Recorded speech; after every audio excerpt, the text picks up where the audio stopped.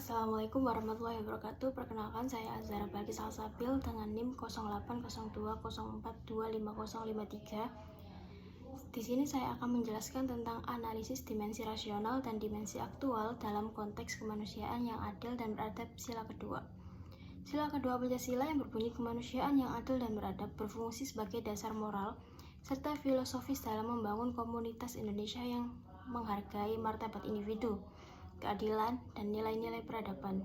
Tulisan ini melakukan analisis mendalam terhadap dua dimensi penting dari sila tersebut, yakni dimensi rasional, ide yang didasarkan oleh logika, dan dimensi aktual, realisasi atau penjabaran nilai-nilai dalam tindakan nyata.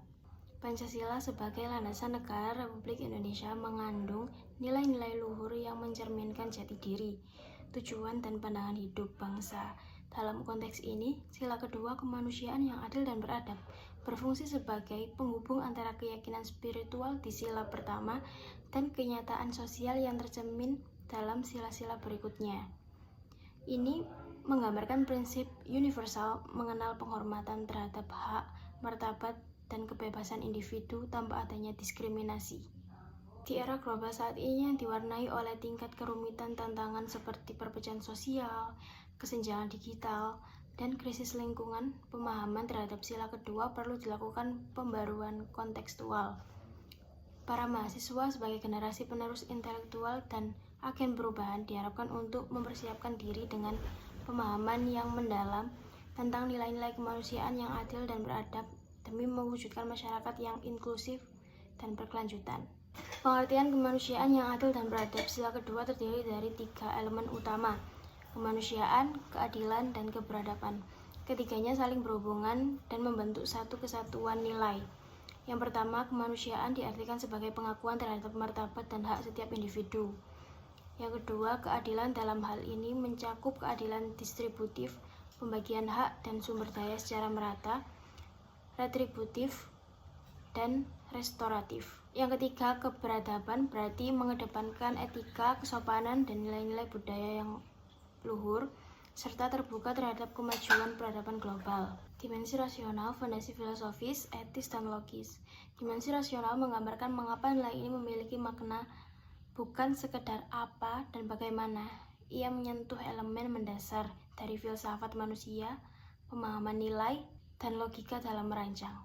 Gagasan keadilan serta peradaban ontologi manusia dalam pandangan filosofis, manusia dilihat sebagai makhluk yang rasional, beretika, dan sosial. Nota Negoro 1971 menyatakan bahwa manusia dalam konteks Pancasila adalah makhluk totalitas. Secara fisik, rohani, individu sosial, merdeka, bertanggung jawab. Karena itu sila kedua mengakui hak individu namun tetap berpegang pada tanggung jawab bersama. Epistemologi dan logika nilai. Pemahaman mengenai nilai kemanusiaan muncul dari refleksi pikiran dan pengalaman sosial. Logika Pancasila sebagai sistem nilai terbuka memungkinkan berkembangnya gagasan ini sesuai dengan perubahan zaman, sehingga nilai kemanusiaan tetap bisa relevan dan menyesuaikan diri dengan transformasi sosial, budaya, serta teknologi yang selalu berubah di masyarakat modern. Pendekatan ini memastikan bahwa sila kedua bersifat dinamis dan selalu diperbarui untuk mampu menjawab isu-isu kontemporer dengan efisien. Contoh nyata diskusi bioetika yang berkaitan dengan eutanasia atau aborsi membutuhkan pemikiran mengenai nilai-nilai etis yang bersifat rasional, tidak hanya sekedar hukum formal. Dalam konteks ini, sila kedua bisa menjadi dasar pemikiran moral untuk menerapkan etika kemanusiaan dalam kebijakan perlindungan hak digital, serta dalam kasus penanganan cyberbullying yang menunjukkan bagaimana nilai ini beradaptasi terhadap tantangan teknologi modern. Dimensi aktual, implementasi praktis, dan tantangan kontekstual. Implementasi dalam sistem hukum dan pemerintahan. Undang-Undang Nomor 39 Tahun 1999 tentang Hak Asasi Manusia merupakan manifestasi hukum dari sila kedua Pancasila yang menempatkan hak dan martabat manusia sebagai unsur fundamental dalam struktur negara. Undang-undang ini menekankan bahwa negara bertanggung jawab untuk melindungi hak-hak dasar setiap individu tanpa adanya diskriminasi, termasuk hak untuk hidup, kebebasan beragama, dan keadilan secara hukum. Kesimpulan, sila kedua Pancasila kemanusiaan yang adil dan beradab berfungsi sebagai pijakan moral dan rasional yang esensial dalam pembentukan masyarakat Indonesia yang demokratis, berkeadilan, dan bermartabat.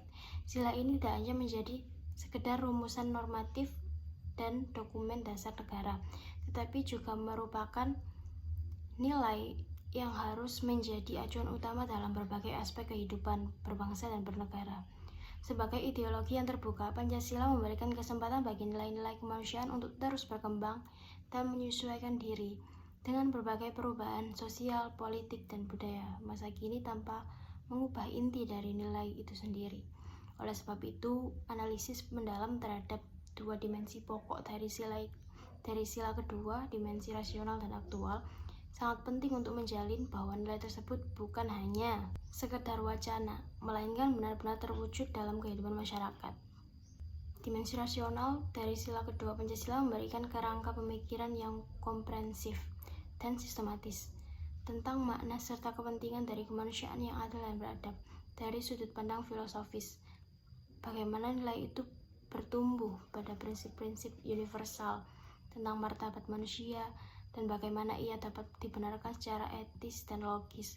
Dimensi rasional ini mendorong pemikiran kritis terhadap konsep keadilan yang tidak sebatas formal, tetapi juga harus substantif dan inklusif.